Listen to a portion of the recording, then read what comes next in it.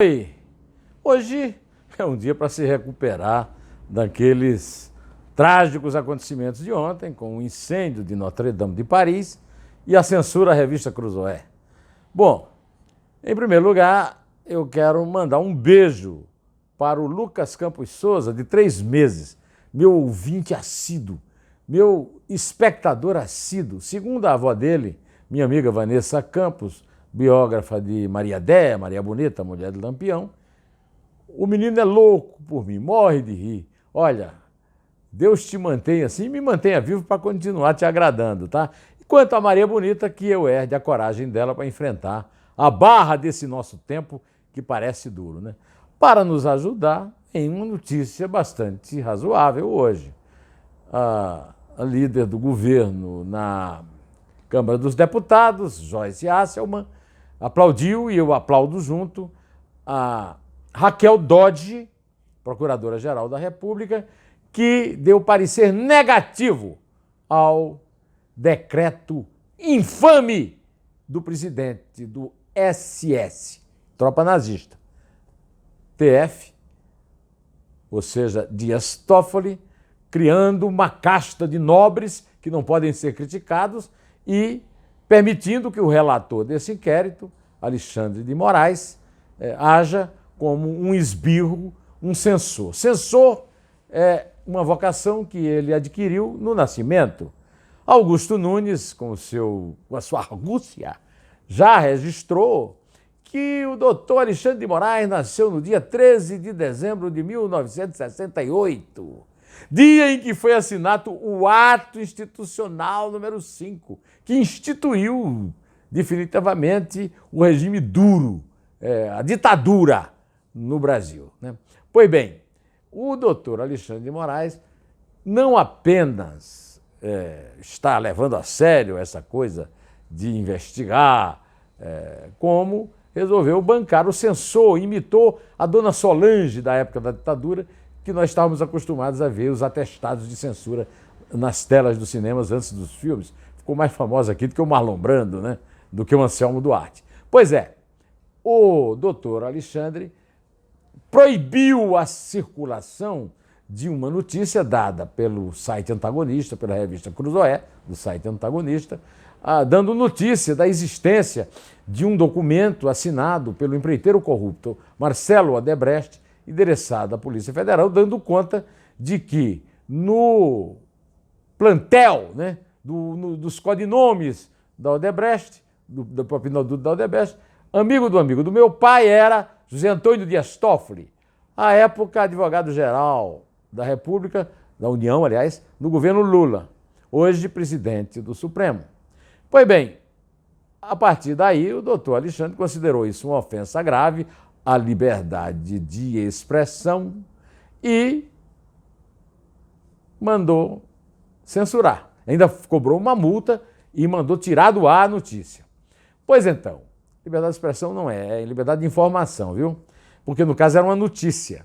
Mas o dicionário do ministro Alexandre de Moraes deve estar meio falho nisso aí, porque ele tem realmente vocação, né, predestinação para a truculência.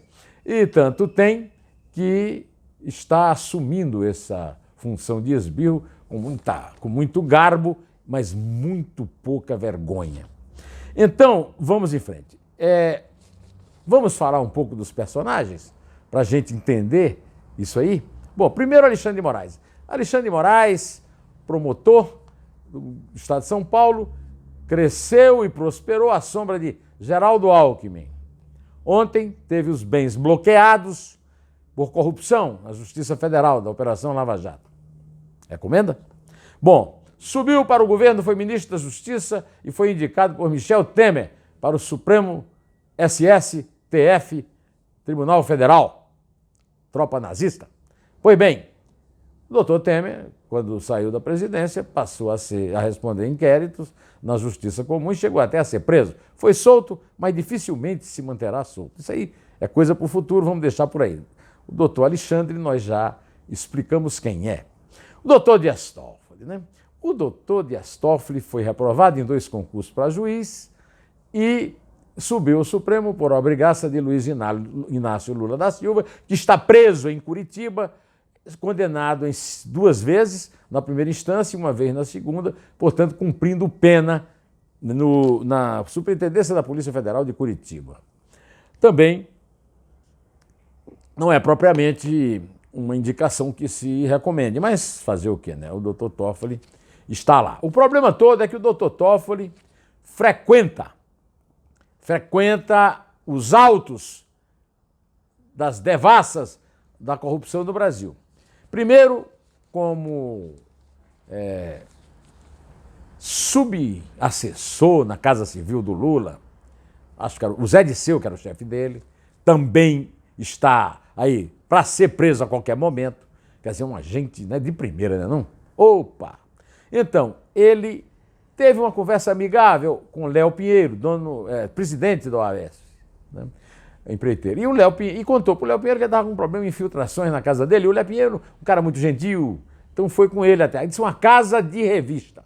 Casa de revista, para mim, o empreiteiro deve saber o que é uma casa de revista, uma coisa de luxo. Será que o subassessor... vamos esquecer isso, porque isso aí já nem se conta, faz tanto tempo, né? Mas subassessor tem salário para isso? Bom, o certo é que tinha um negócio de uma infiltração e tal, e a revista Veja deu na capa. Aí ele já era ministro do Supremo e a delação do Léo Pinheiro foi esquecida por 2 anos. Quando apareceu agora, cadê o Dias Toffoli, né? Não estava mais na delação. Antes disso, ou seja, não antes da conversa da casa, mas antes da delação vir à tona, o doutor Dias Toffoli era advogado-geral da União do Lula, quando recebeu 35 prestações de R$100 mil numa conta que ele tinha no Banco Mercantil, segundo informa o COAF. O COAF, lembra do COAF? Pois é, 50 mil ele dava mensalmente para a ex-mulher, uma generosidade absurda, e os outros 50 mil ele usava em despesas pessoais. Você que não está acostumado com essas despesas, não estranhe, é menos da metade do que são as despesas pessoais declaradas por Michel Temer. Então são 3 historinhas, né?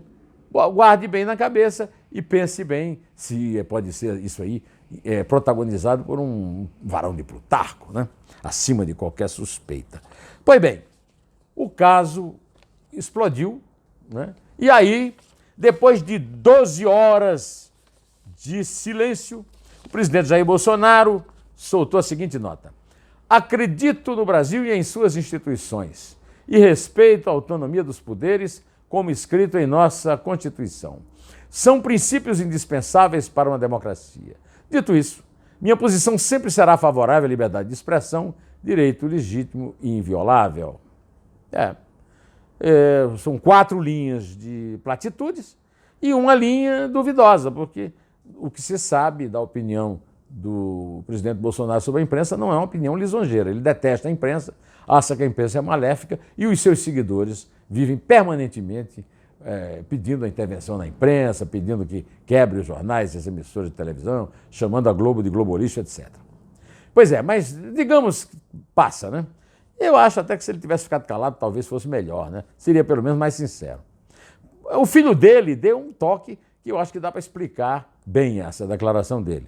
O Flávio Bolsonaro, que é senador, disse que é contra qualquer tipo de censura.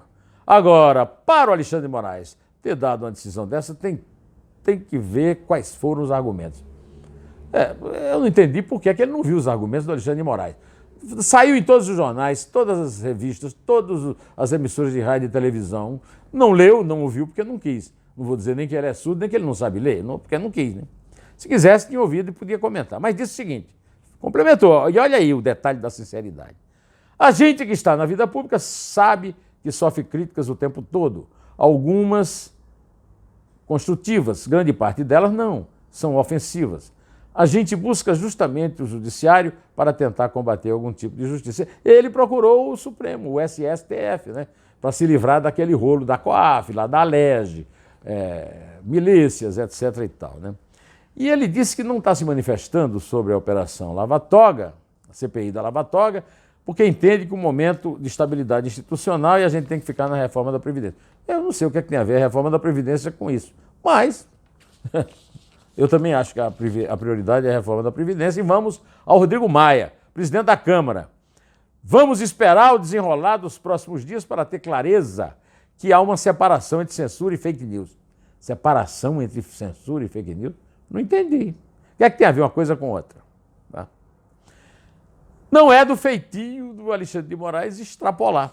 Davi Alcolumbre está no Amapá, não disse nada, em silêncio. Quero lembrar que são todos enrolados, né? Flávio Bolsonaro teve aquela tentativa de ir ao Supremo, o Rodrigo Maia é bolinha, o Davi Alcolumbre responde a inquéritos, etc, etc, etc. Pois bem, eu quero também aplaudir com muito entusiasmo a lucidez do general Mourão, vice-presidente da República, que disse o seguinte: não tenho dúvida de que é censura, mas vai além da censura. No momento em que a decisão, além de interditar a publicação, convoca os jornalistas a depor na Polícia Federal, significa que já estão respondendo a inquérito. O camarada está sendo tudo, julgador e investigador. Eu quero lembrar que essa observação dele está dentro do que falou o ministro Marco Aurélio, que é essa mesmo, ao Estado acusador, que é o Ministério Público, e é o que a Raquel Dodge está tentando impor, né, sua condição de Estado acusador, e ao Estado julgador, que é a Justiça e, em última instância, o Supremo. Então, o general Mourão está por dentro da lei. Quanto à citação do Marco Aurélio, eu faço aqui porque o meu amigo Josias de Souza está dando no blog dele que o Supremo está dividido. E na hora que houver uma sessão plenária para discutir esse decreto infame, Dias Toffoli perde por 7-4. Celso de Mello, Marco Aurélio, Fachin, Carmen, Rosa Weber, Fux e Barroso contra. E 4 a favor. É o Toffoli, o Alexandre, o Gilmar e o Lewandowski. Só que quem agenda é o Toffoli. Bom, agora esperemos que o parecer técnico da Procuradora-Geral da República leve a uma reunião e que o resultado seja este. Eu quero lembrar que, ainda a respeito do Jair Bolsonaro, que o advogado-geral da União já deu o parecer dele, viu? A favor do decreto.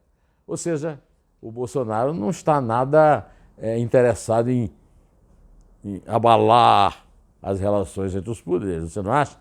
Pois bem, vou ficando por aqui, direto ao assunto, em té, e só a verdade nos salvará.